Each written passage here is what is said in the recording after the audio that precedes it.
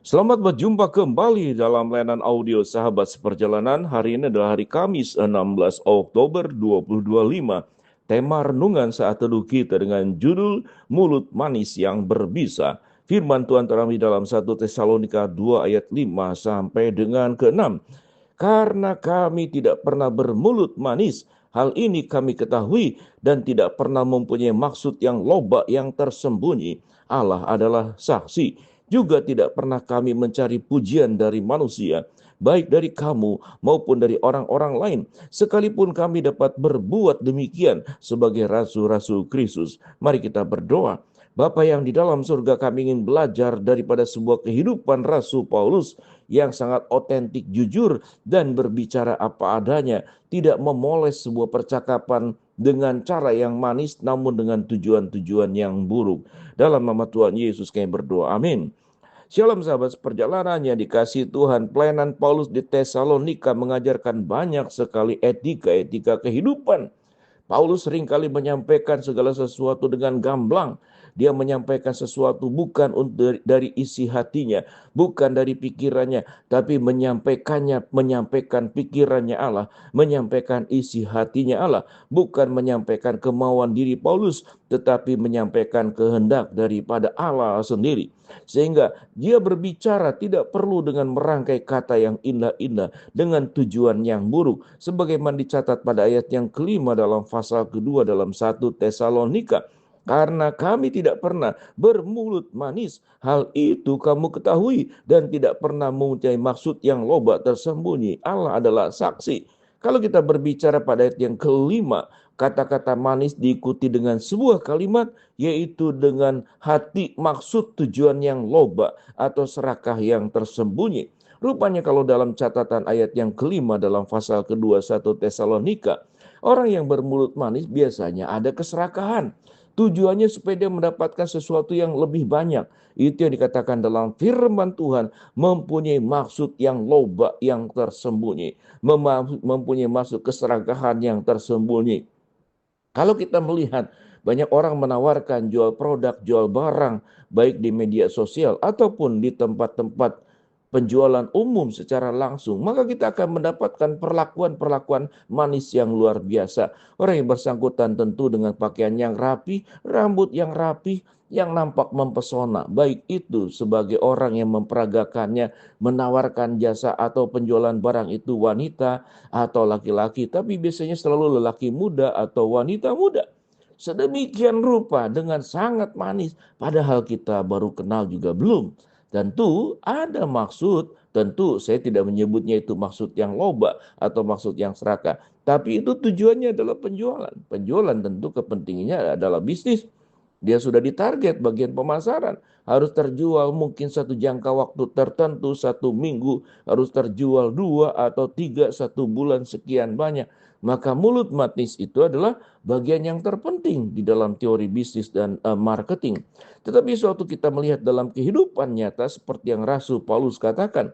Bisa saja Rasul Paulus punya keinginan yang loba, keinginan yang serakah. Kita tahu dengan jelas orang-orang yang melayani Tuhan atau melayani gereja atau membuka gereja tidak menutup kemungkinan.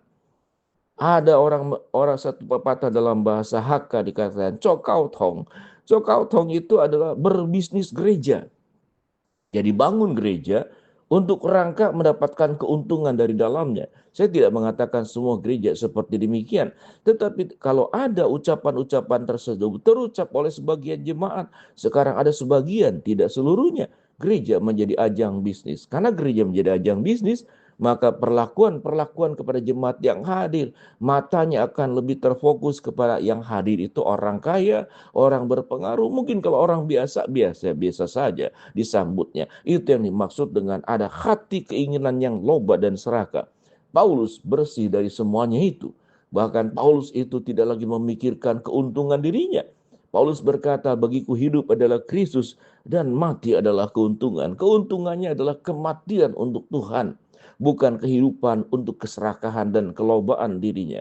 Kita melihat rasul-rasul Paulus, rasul-rasul yang firman Tuhan katakan sebagai rasul-rasul Kristus, itu tentu menyebut dirinya sebagai dirinya Paulus, Silvanus, dan Timotius.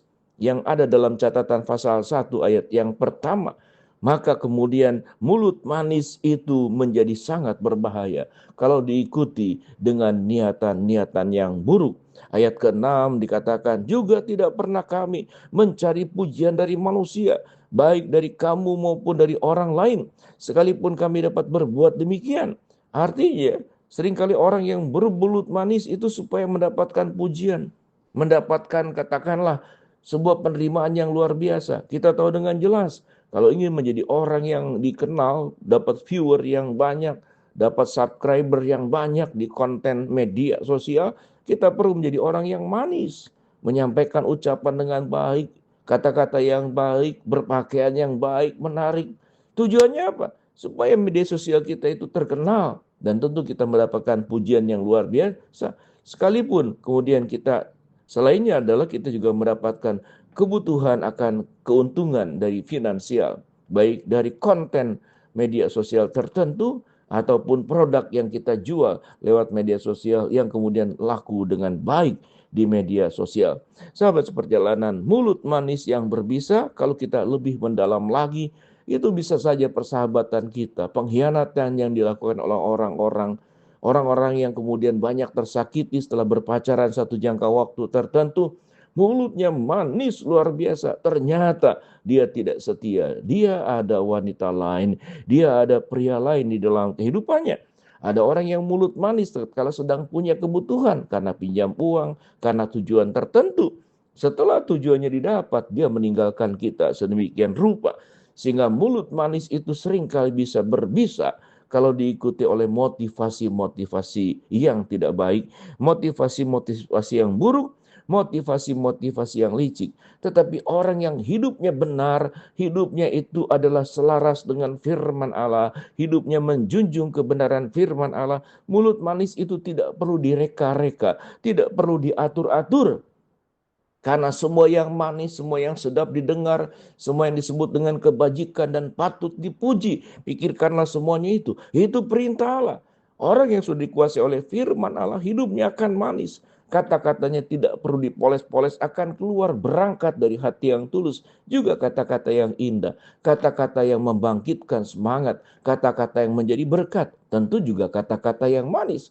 Karena Tuhan yang kita semua adalah Tuhan dengan segala keindahan, kebaikan yang kita terima. Karena itu ada dalam diri kita semua yang baik, semua yang indah, semua yang manis, semua yang sedap didengar. Harta rohani yang terluar biasa ada dalam diri kita. Kita tidak menyimpan hal-hal buruk dalam pikiran kita. Kita tidak menyimpan hal-hal buruk dalam hati kita.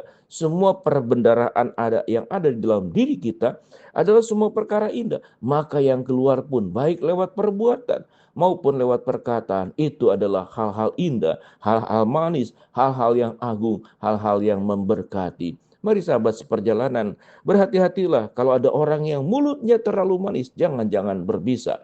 Hati-hati juga, jangan sampai mulut kita sangat manis, juga karena kita punya maksud-maksud yang loba, maksud-maksud yang tersembunyi, yang tidak baik, yang tidak tulus. Biarlah kita menjauhi semuanya itu. Mari kita berdoa. Bapa dalam surga, terima kasih buat kebenaran firman Allah yang kami pelajari. Hamba-Mu berdoa buat sahabat seperjalanan yang sakit, Tuhan jamah sembuhkan. Sahabat seperjalanan yang sedang menghadapi masalah, Tuhan bukakan jalan. Sahabat seperjalanan yang sedang berdoa mengharapkan sesuatu, Tuhan kabulkan sesuai dengan waktu rencana Tuhan yang terbaik. Dalam nama Tuhan Yesus kami berdoa. Amin.